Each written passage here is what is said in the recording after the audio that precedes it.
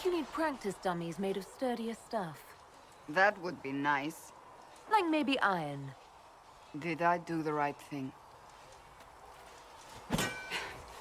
What I have set in motion here could destroy everything I have revered my whole life. One day they may write about me as a traitor, a madwoman, a fool. And they may be right. What does your faith tell you? I believe you are innocent. I believe more is going on here than we can see. And I believe no one else cares to do anything about it. They will stand in the fire and complain that it is hot. But is this the Maker's will? I can only guess. You don't think I'm the Herald of Andraste? I think you were sent to help us. I hope you were.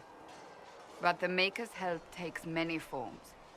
Sometimes it's difficult to discern who it truly benefits, or how. What's going to happen now? Now, we deal with the Chantry's panic over you before they do even more harm. Then we close the breach.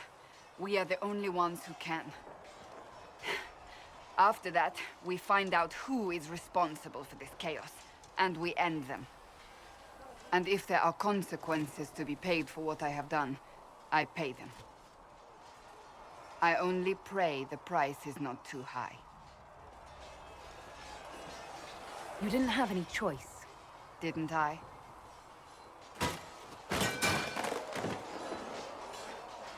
My trainers always said, Cassandra, you are too brash. You must think before you act. I see what must be done, and I do it. I see no point in running around in circles like a dog chasing its tail. But I misjudged you in the beginning, did I not? I thought the answer was before me, clear as day. I cannot afford to be so careless again. Can't say I'm not grateful to hear that. I can be harsh, I know.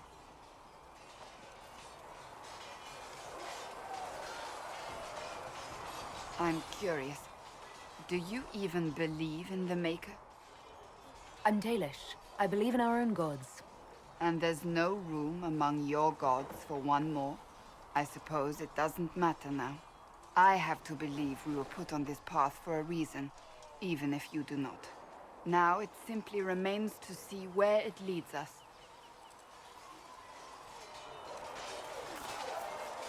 It occurs to me I don't actually know much about you. What do you want to know? I'm not sure. Where are you from?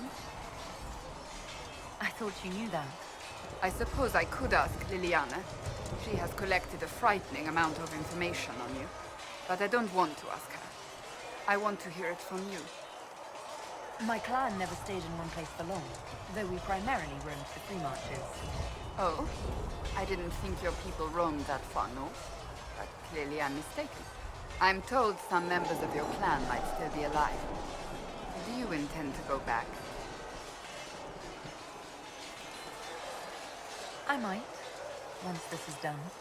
It will not be the same once you do. I'd like to get to know you better. You would? Is that a problem? Not entirely. I'm just curious as to your motivation.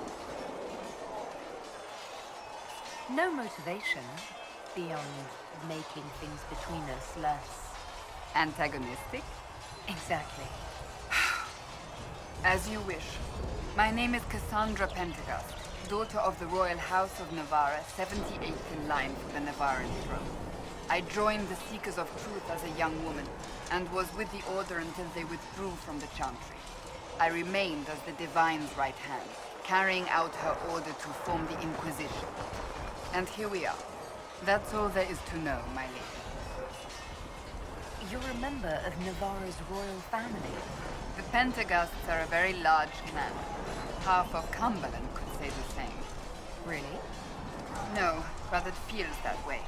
I have hundreds of relatives so distant they need charts to prove we're related at all. And they have them. Oh yes. The Pentagasts value their precious blood like it runs with gold. So not on very good terms with your family, then? I do not visit, if that's what you mean. The Pentagasts are famed for dragon hunting, but few actually pursue the craft. Most are fat and lazy. They pay lip service to the Maker and care only for idle pleasures and past glories. My brother was all that kept me in Navarre. Once he was gone, so was I. Tell me about your brother. I would prefer not to speak of Anthony. Another time, perhaps. You don't seem to like your homeland much. My family polluted it for me. What little I saw of my homeland was through the bars of a gilded cage. My uncle treated me like a porcelain doll to be placed on a shelf and dusted only when necessary. Thus I did not see Navarre, the real Navarre, until much later. By then I realized I knew it not at all. Your uncle? What about your parents? They had the misfortune of taking the wrong side in the second attempt to overthrow King Marcus. The king executed them, but spared my brother and I since we were family and children at the time. Thus we were raised by my uncle, a mortalitasi who preferred the company of his corpses to the living. Your uncle was a mortalitasi? A death mage. He still is. My countrymen do not burn the dead, they bury them in special crypts. The mortalitasi supervise the crypts, like priests. Uncle Vestalis oversees the grand necropolis. Nevarans spend more time honoring dead relatives than they do with living ones. It is odd to be so fascinated with death and its trappings. I will never understand it. So you were the right hand to the Divine? Divine Justinian, yes. And Divine Beatrix before her, in fact. The position is normally reserved for Templars of the Knights Divine, but my circumstances were unusual. Unusual how? You don't know the story? Thank the Maker. I will tell you if you wish, but it isn't as exciting as some drum it up to be. The short version is that I once saved the previous Divine's life. My reward was becoming her right hand. But what does a right hand do, exactly? What is your hand capable of?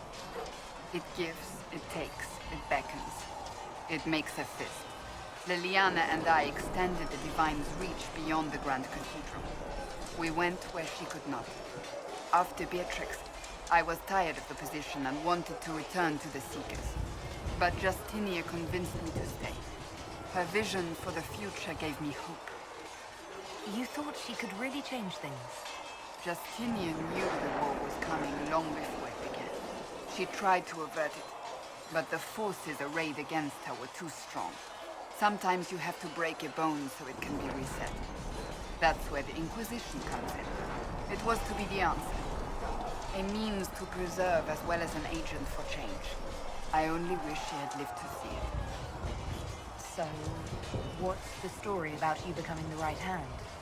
Sweet Andraste, do you really want to hear that? It was, what, 18, 20 years ago? Some still discuss it like it happened yesterday. The tale gets bigger each time it's told. I barely recognize myself within it now. That's what happens with stories that become legends. I am not a legend, nor was I then. I was a young woman barely out of training. To hear others tell it, I alone saved Divine Beatrix from a horde of dragons sent to assault the Grand Cathedral. Rather impressive for such a young seeker, wouldn't you say? And the truth is? I stumbled upon a conspiracy to kill Beatrix. A Templar Knight Commander was at its heart, and there was a dragon battle at the Grand Cathedral, but I had help from loyal mages who rallied to the cause. They freed the dragons from magical control. Without them, the Divine and I would both have died. Yet I became the right hand, and they are forgotten. What happened to the mages that helped you? They went back to their circles, with rewards and privileges and most holy gratitude. Many of them died at the conflict. That's rather typical of the Chantry, isn't it? Even worse, few know of the Knight Commander's involvement at all. That sort of willful blindness needs to change. I'll let you get back to work.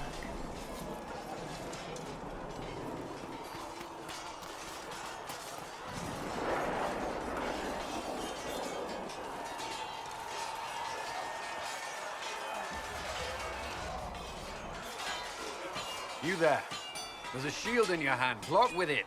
If this man were your enemy, you'd be dead. Lieutenant, don't hold back. The recruits must prepare for a real fight, not a practice one. Yes, Commander. We've received a number of recruits. Locals from Haven and some pilgrims. None made quite the entrance you did. At least I got everyone's attention. That you did. I was recruited to the Inquisition in Kirkwall myself. I was there during the Mage Uprising. I saw firsthand the devastation it caused. Sir. Cassandra sought a solution. When she offered me a position, I left the Templars to join her cause. Now it seems we face something far worse. You left the Templars for this. You believe the Inquisition can work? I do. The Chantry lost control of both Templars and Mages. Now they argue over a new Divine while the breach remains. The Inquisition could act when the Chantry cannot. Our followers would be part of that. There's so much we can... Forgive me. I doubt you came here for a lecture. You've given this a lot of thought. I know what happens when order is lost, and action comes too late. There's still a lot of work ahead. Commander, Sir Raiden has a report on our supply lines. As I was saying.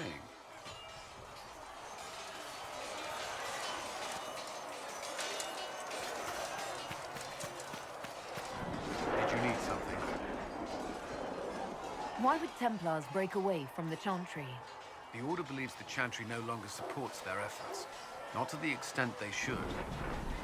But the Templars have served the Chantry for ages. And in that time, they've come to take the Order's services for granted. Templars risk their lives against blood magic, demons, abominations, to feel as if those efforts are dismissed. I may disagree with the Order's actions, but I'm here as proof of that. But I sympathize with their frustrations. What do you think of the people you work with? Who do you mean? What do you think of our ambassador? We have little in common. How she delights in meeting with nobles all day is beyond me. But I enjoy working with her. I should let you get back to work. Was there something you needed? I should get to know you better. We are working together after all. What would you like to know? All right. Where are you from?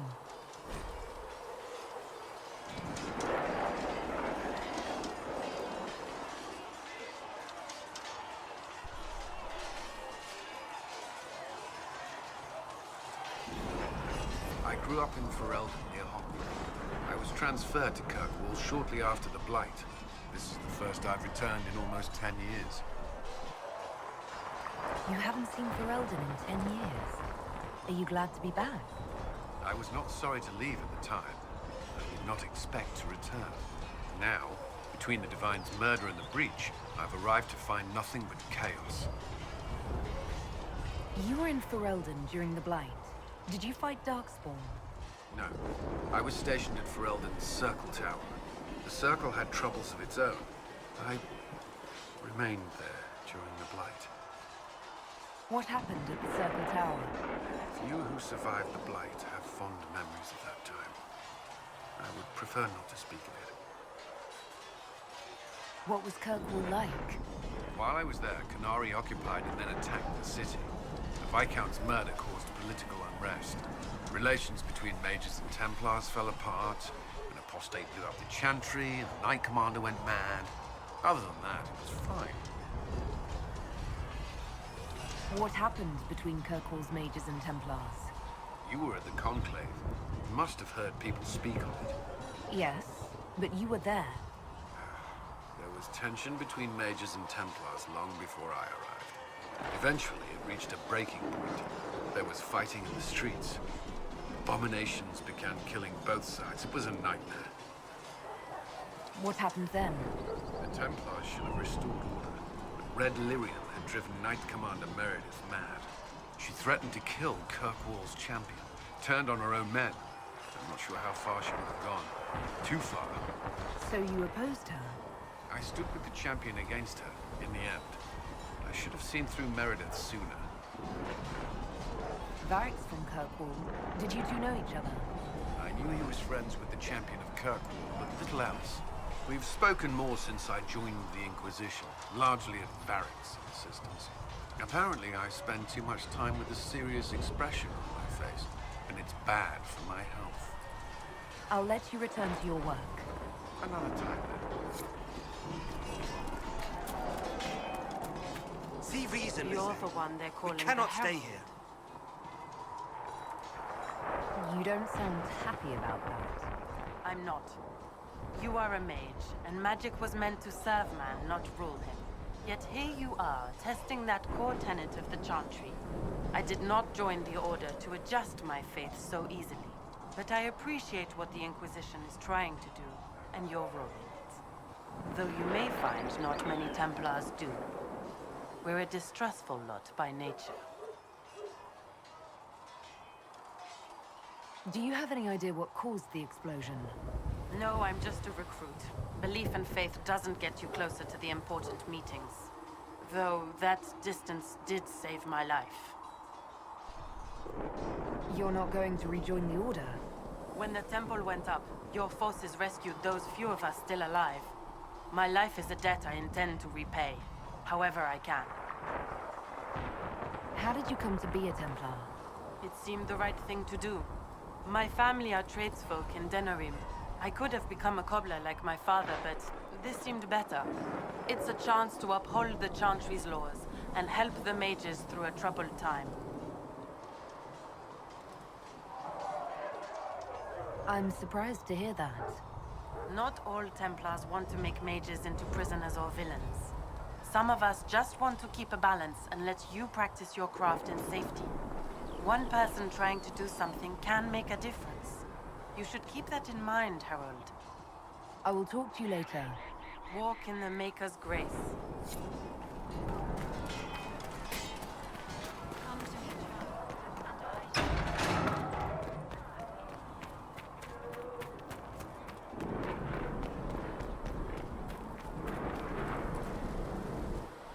So, now that Cassandra's out of earshot, are you holding up all right? I mean, you go from being the most wanted criminal in Thedas to joining the armies of the faithful. Most people would have spread that out over more than one day.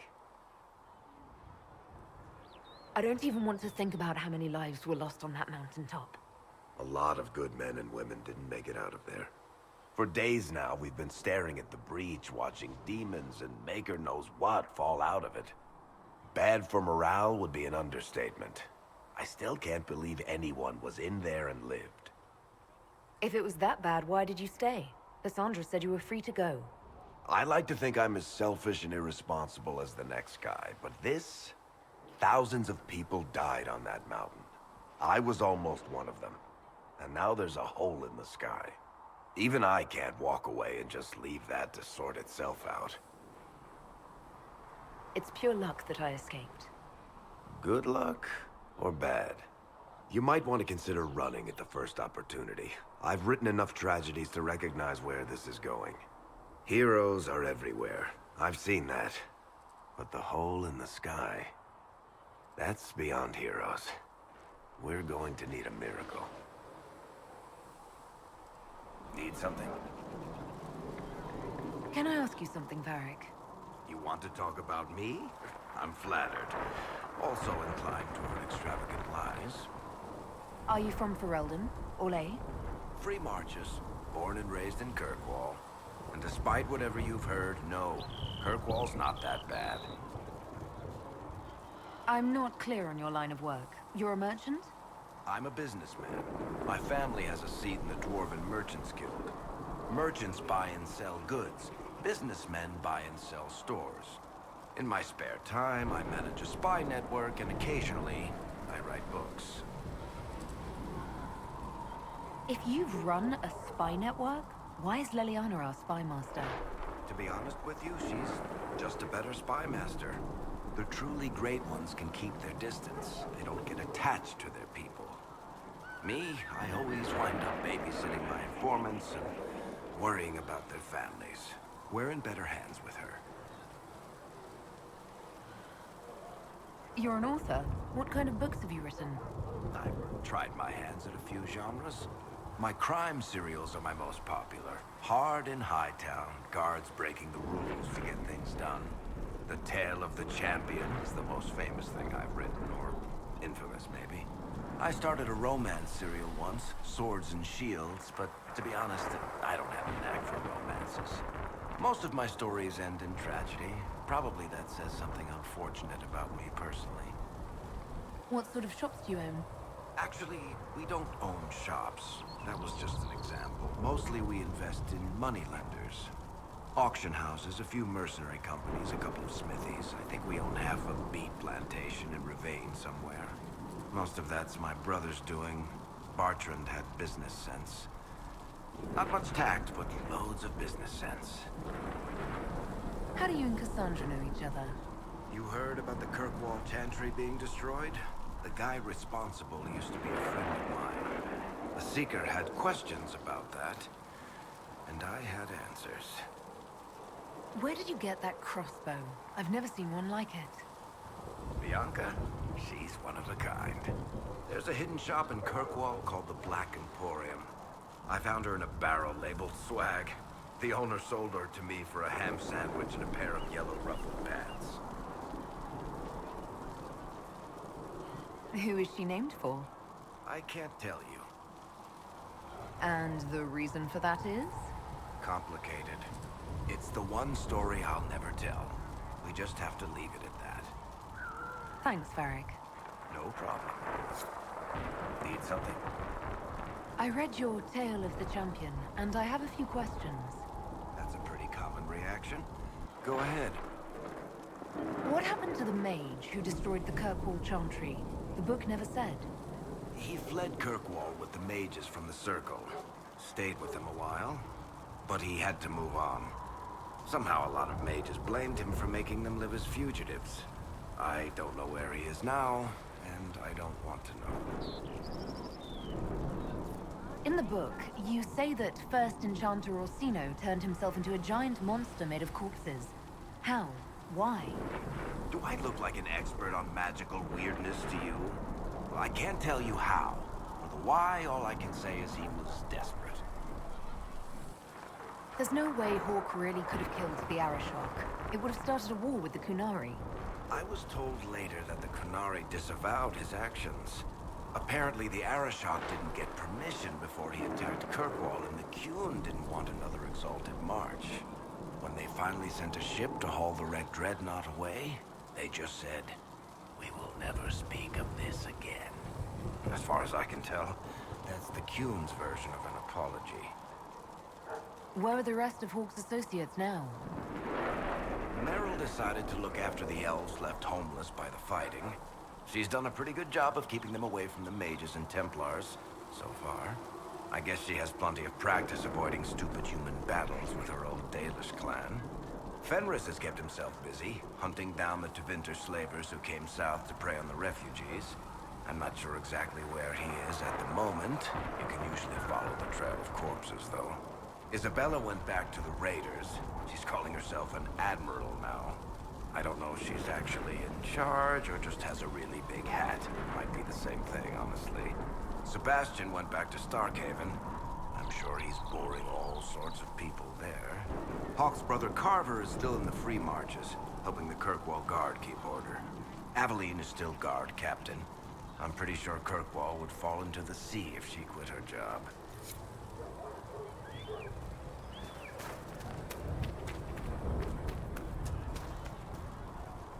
Need something? The red lyrium we found at the temple seemed to upset you. My brother Bartrand and I sort of discovered red lyrium during an expedition in the Deep Roads. We located an ancient tide, so old it barely looked dwarven. There was this idol there made of it. Bartrand brought it back to the surface, and, well, everything's gone downhill from there. So what is it? Just another kind of lyrium? The red stuff is lyrium like a dragon is a lizard. It's not just a different color. It has a whole host of weirdness all its own. I've written to every mining cast house in Orzammar. No one's seen this stuff before or knows where it came from. What makes it special? Regular lyrium can mess you up pretty badly, but you have to ingest it for that to happen. Red lyrium messes with your mind when you're just near the stuff. You hear singing, get violent, paranoid, and then it does creepy shit. Makes things float, brings statues to life. It also turned Kirkwall's Knight Commander to lyrium. Everyone's been kept at least 100 paces from it since. How did the red lyrium get in the Temple of Sacred Ashes? I don't know. So as far as I knew, the only piece to make it to the surface was destroyed. And the location of the tag it came from is a secret. Did someone find more of it in the deep roads? That's not a cheery thought. I think that's enough on red lyrium. Yeah, not really my favorite subject.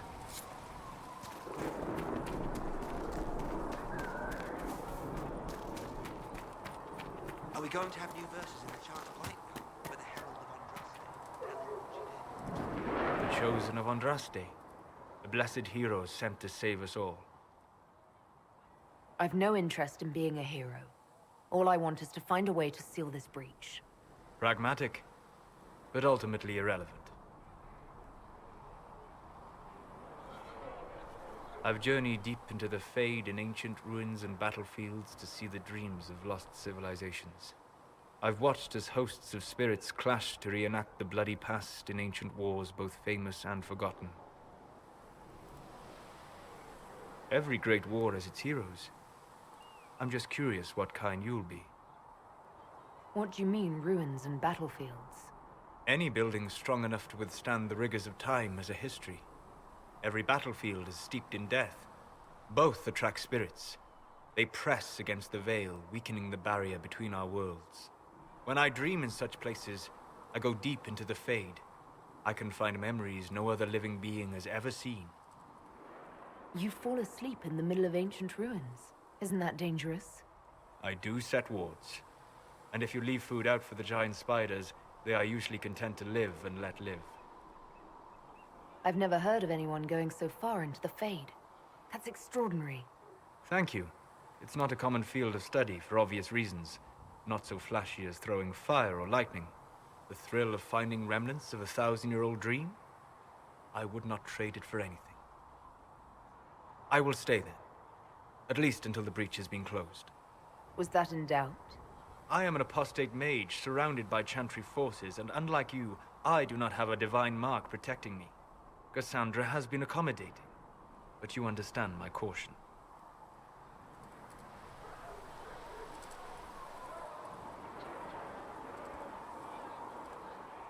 The giant hole in the sky trumps any other concerns. We can worry about the rest later. Yes. Who can say what this world will look like when we are done fighting for it? But now let us hope either the mages or the Templars have the power to seal the breach.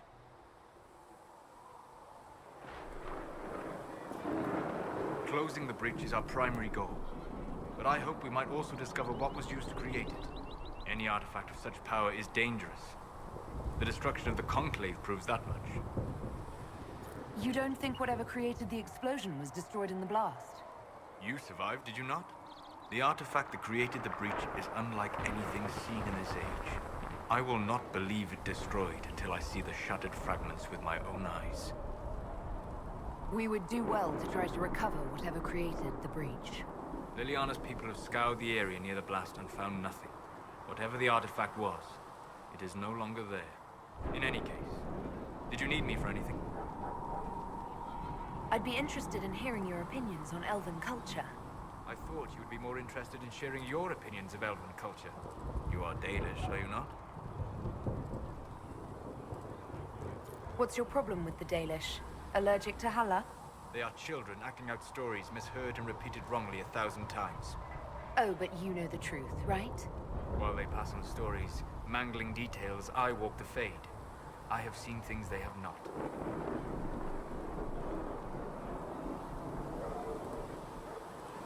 Fine, you think we're terrible. What about the alienages full of elves who aren't Dalish? Why? What would it benefit some poor man in a Ferelden alienage to learn that his ancestors strode the land like gods? It would only make him bitter, or inspire him to take a foolish risk and get himself killed. You've decided his reaction for him. Perhaps I have. If you have questions and believe the answers will help, ask. I'd like to know more about the elves from before our time. The Dalish strive to remember Hallam Shiral. But Hallam Shiral was merely a fumbling attempt to recreate a forgotten land. Arlathan. Elvanan was the empire, and Arlathan its greatest city. Place of magic and beauty, lost to time. You've studied ancient elves. What else do you know of Arlathan? We hear stories of them living in trees, and imagine wooden ramps or Dalish Erebels. Imagine instead spires of crystal twining through the branches, palaces floating among the clouds. Imagine beings who lived forever, for whom magic was as natural as breathing. That is what was lost. Are all Dalish elves like my clan? No. Your clan was unique in having enough interest in human affairs to send you to spy upon the Divine's meeting. As your clans have been separate for so long, they have all changed, adapting to the lands in which they live. Some are no more than bandits, others trade freely with humans, and some have disappeared entirely into the forests. What can you tell me about elves living in human cities?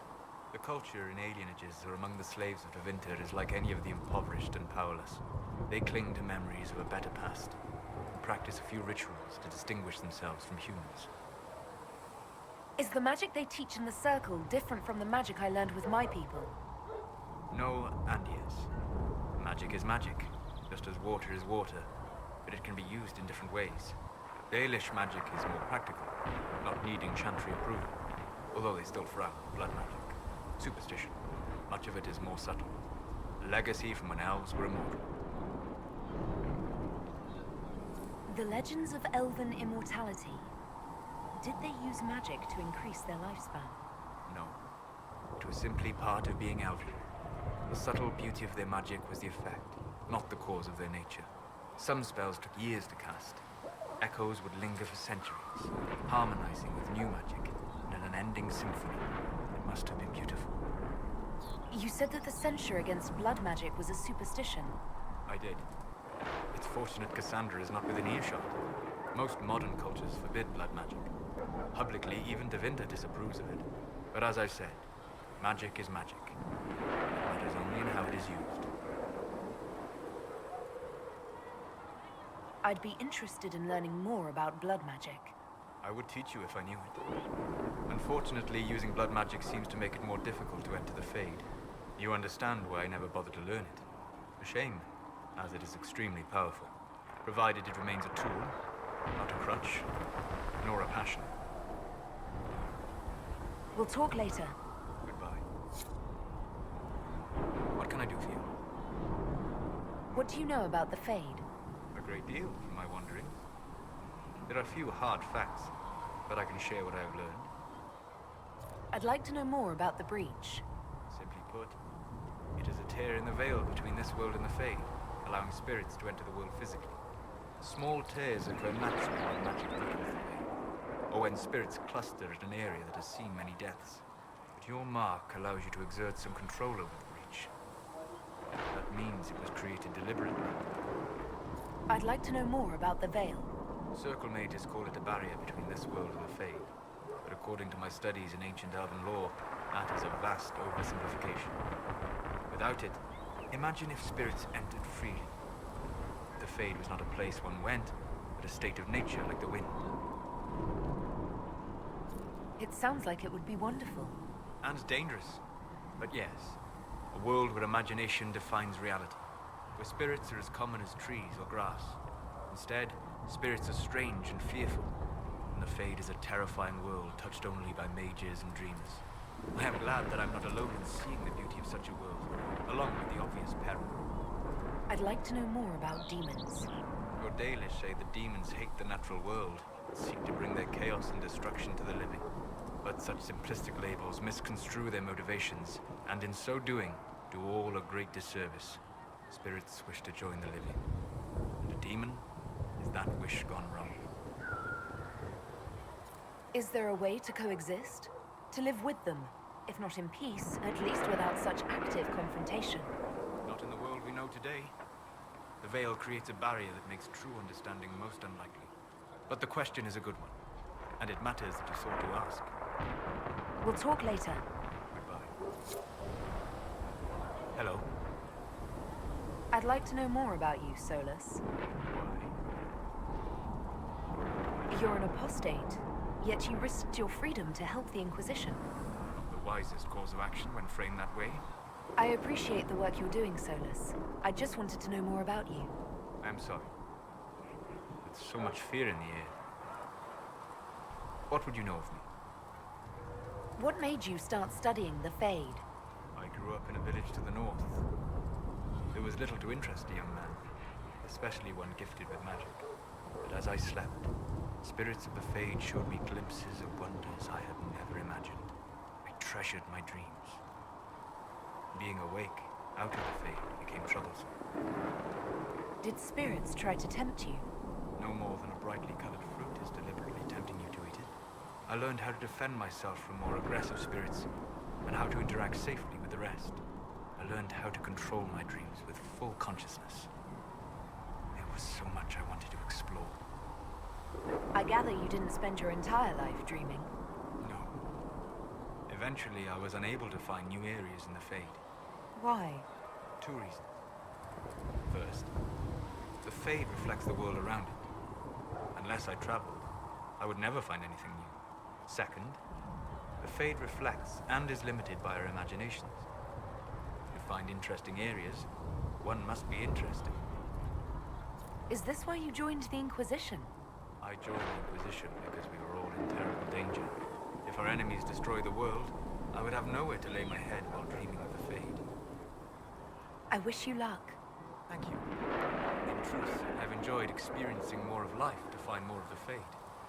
How so? You train your will to control magic and withstand possession. Your indomitable focus is an enjoyable side benefit. You have chosen a path whose steps you do not dislike because it leads to a destination you enjoy. As have I. Indomitable focus? Presumably. I have yet to see it dominated. I imagine that the sight would be fascinating. You said you'd traveled to many different places. This world, or its memory, is reflected in the Fade. Dream in ancient ruins, you may see a city lost to history. Some of my fondest memories were found in crumbling cities, long picked dry by treasure seekers. The best of the battlefields. Spirits press so tightly on the veil that you can slip across with but a thought. Any place in particular? I dreamt at Ostigard. I witnessed the brutality of the Darkspawn and the valor of the Ferelden warriors. I saw Alistair and the hero Ferelden light the signaled fire, and Logain's infamous betrayal of Kaelin's forces. I've heard the stories. It would be interesting to hear what it was really like. That's just it. In the Fade, I see reflections created by spirits who react to the emotions of the warriors. One moment, I see heroic wardens lighting the fire, and a power-mad villain sneering as he lets King Kaelin fall. The next, I see an army overwhelmed and a veteran commander refusing to let more soldiers die in a lost cause. And you can't tell which is real. It is the Fade. They are all real. Have you always traveled and studied alone? Not at all. I have built many lasting friendships. Spirits of wisdom, possessed of ancient knowledge, happy to share what they had seen. Spirits of purpose helped me search. Even wisps, curious and playful, would point out treasures I might have missed. I don't know of any spirits by those names. They rarely seek this world. When they do, their natures do not often survive exposure to the people they encounter. Wisdom and purpose are too easily twisted to pride and desire. You're saying that you became friends with Pride and Desire demons? They were not demons for me. Meaning? The Fade reflects the minds of the living. If you expect a spirit of wisdom to be a pride demon, it will adapt. And if your mind is free of corrupting influences, if you understand the nature of the spirit, they can be fast friends. I'm impressed that you could become friends with spirits. Anyone who can dream has the potential. Few ever try. My friends comforted me in grief and shared my joy. Yet, because they exist without form, as we understand it, the Chantry declares that spirits are not truly people. Is Cassandra defined by her cheekbones and not her faith? Varric by his chest hair and not his wit? You have an interesting way of looking at the world, Solus. I try. And that isn't quite an answer. I look forward to helping you make new friends. That should be... well...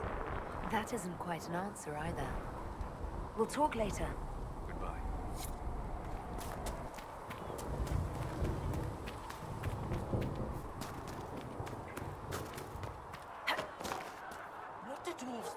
magic gets out of control. We call the Templars, just like the rest of you. Even down in Orzammar? Right. Blessed are the peacekeepers, the champions of the just. Blessed are the righteous, the lights in the shadow. In their blood, the Maker's will is written. Is that what you want from us? Blood? To die so that your will is done? Is death your only blessing? You speak for Andraste, no? What does the Maker's prophet have to say about all of this? What's his game? How is this a game? Do you see the sky? What about the temple ruins? The bones lying in the dust? Even if you didn't support the Divine's peace, you wouldn't call this right. Who could? So many innocent lives.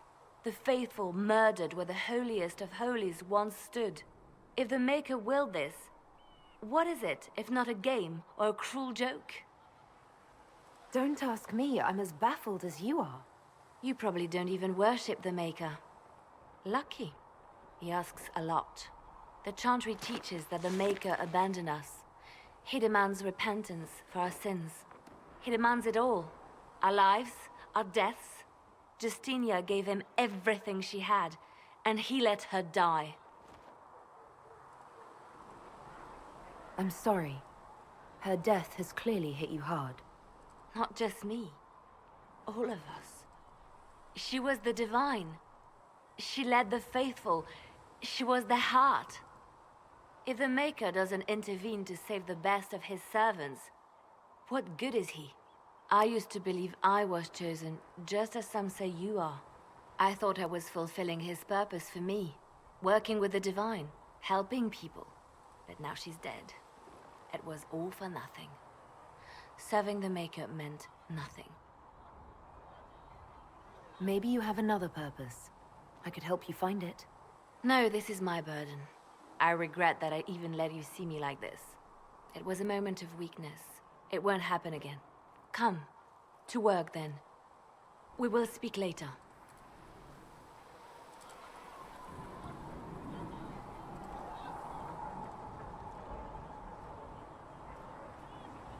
So it's true. Butler has stand on us. I hope my hunch was wrong. You knew him well? Not as well as I thought. Show me the reports. There were so many questions surrounding Faria's death. Did he think we wouldn't notice? He's killed Faria, one of my best agents, and knows where the others are. You know what must be done. Make it clean. Painless if you can. We were friends once.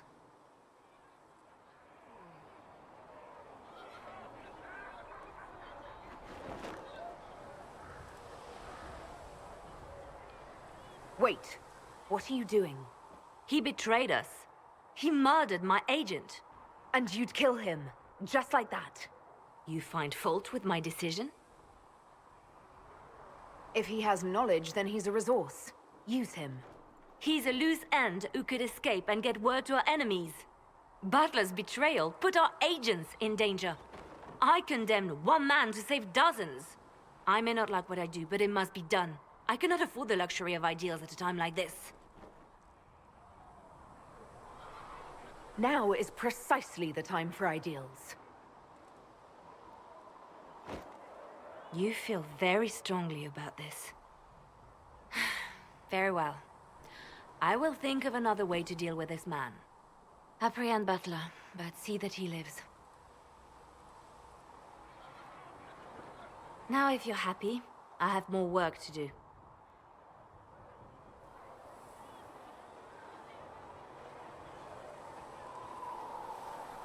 Reports of fate rifts and demons keep coming.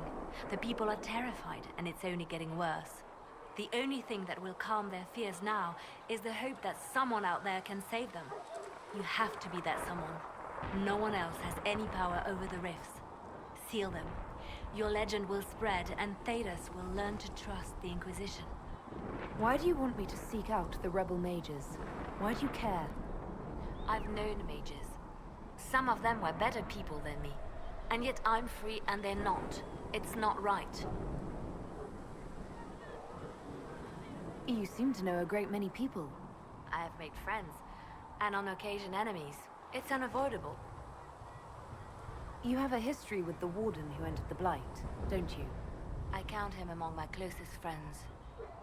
I still write to him for advice when I can. He hasn't replied to my letters in some time. I try not to worry about it. He can take care of himself.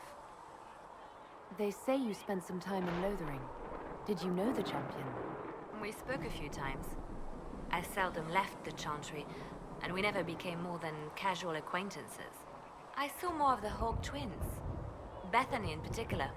She would spend time in meditation at the Chantry, and she seemed to like my stories. The other one, the young man, he was a little surly. I did encounter the champion again later in Kirkwall. Those were terrible times. Was this when the Chantry was destroyed? No, that happened later. But even then, the news coming out of Kirkwall was disheartening. There were some in Val Royeaux who wanted the Divine to declare an exalted march on Kirkwall. Justina sent me there to see if that could be avoided, to gather evidence to calm those agitating for war. I guess it didn't matter in the end. We can continue this conversation later. You know where I am.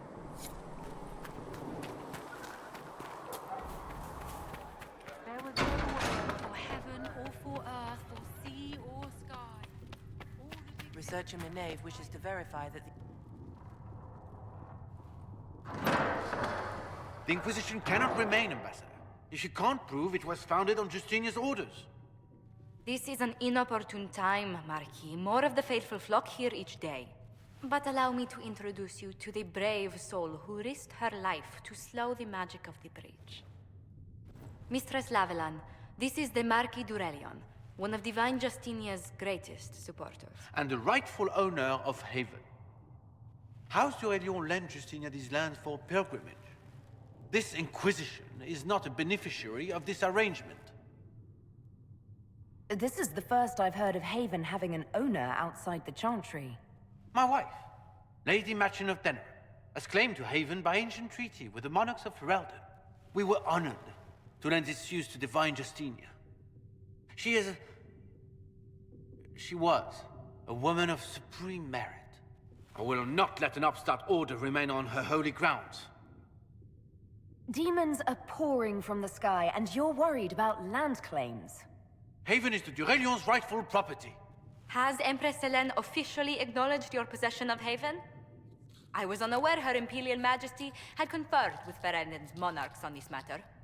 The Empress has not yet had the opportunity to do so.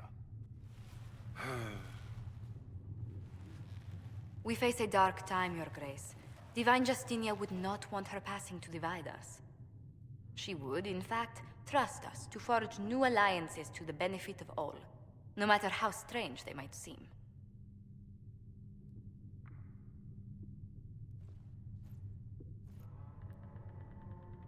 I'll think on it, Lady Montillier. The Inquisition might stay in the meanwhile.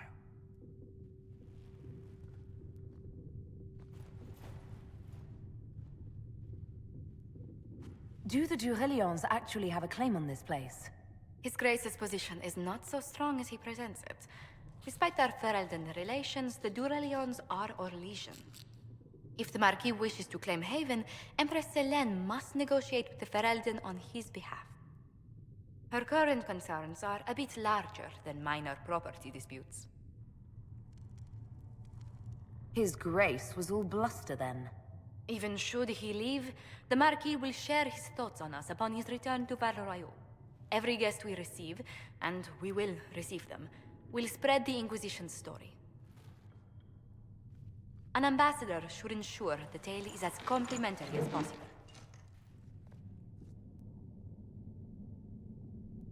May I ask, what brought you to work for the Inquisition? Sister Leliana approached me. We've been acquainted for quite some time. For better or worse, being the Inquisition's diplomat has become as interesting as she promised. What sort of dealings have you had with nobility? For some years, I was the royally appointed court ambassador from Antiva to Orlais.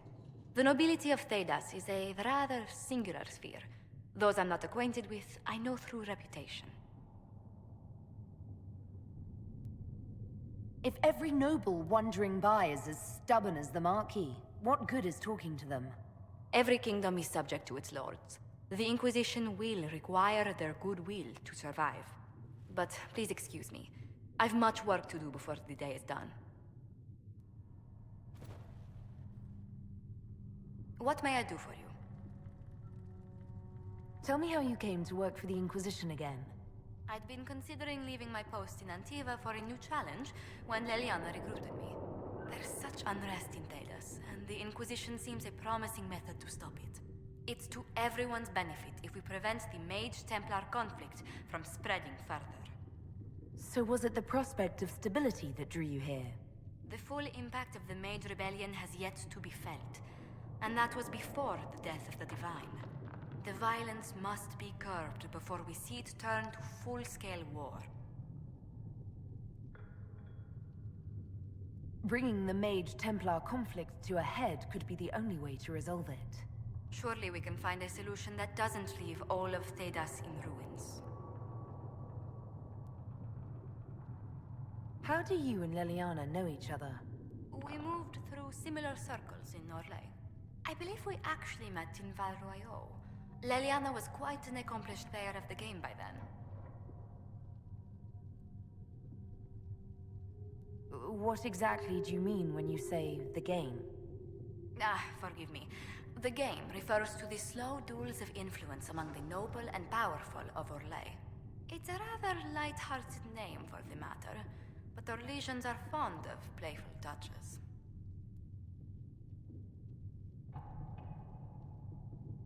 What business are the Montiliers in exactly? We began as merchants. My ancestors founded the first trade routes to Rivain. We once sent entire fleets across the Waking Sea. But not anymore. No. These days, our vessels are a touch more modest. What did you do before coming here? I had the great honor of serving Antiva's crown as ambassador to Orlais. I'm also first in line to become the head of House Montilier, though my siblings attend to our mercantile affairs.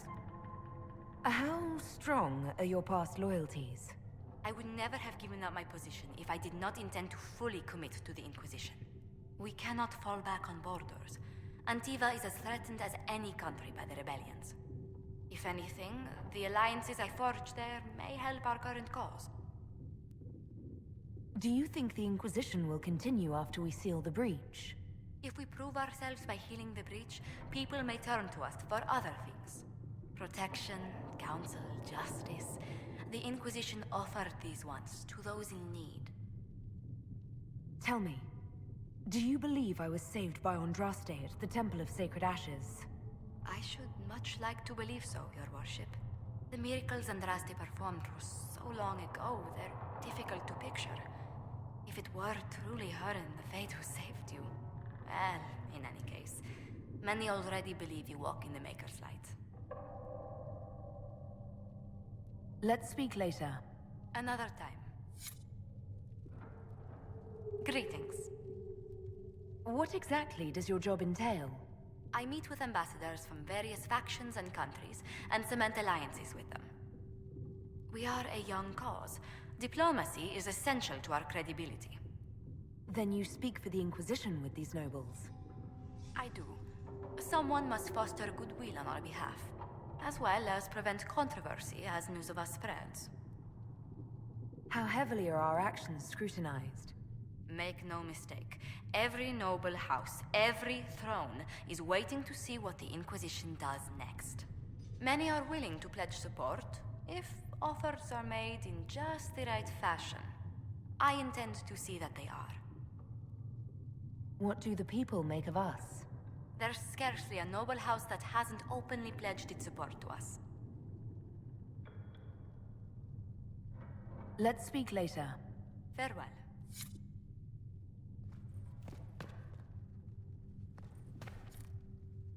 You're the Herald. Or, well, the one they're calling the Herald, anyway. It's odd to see them accepting a mage as their hero. Especially a Dalish elf.